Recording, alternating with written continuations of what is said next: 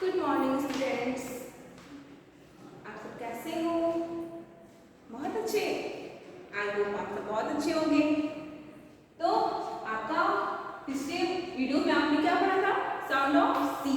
ठीक है, क्लास आपका है एलकेजी, सब्जेक्ट आपका इंग्लिश है और आपका टॉपिक है साउंड ऑफ लेटर सी। सी का साउंड क्या होता है? श। ठीक है, तो आप ब्लैक बोर्ड पे देखिए, लिसन एंड रिपीट। सुनिए और इसे रिपीट करिएगा। ठीक है, मेरे साथ मैं बोल रही हूँ, आप उसे सुनना, फिर आप रिपीट करना उसे। C for carrot, CARROT, carrot. Carrot means गाजर। CAP कैप, कैप मीन्स टोपी।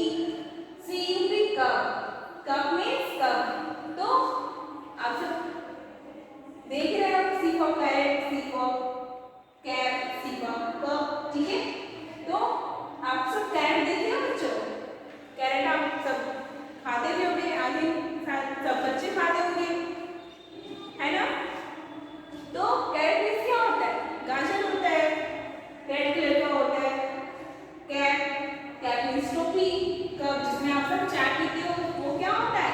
कप होता है। ठीक है, तो सी साउंड से जितने सारे लेटर्स हैं, बहुत सारे लेटर्स होते हैं, आपको कम से कम 4-5 पता होना चाहिए।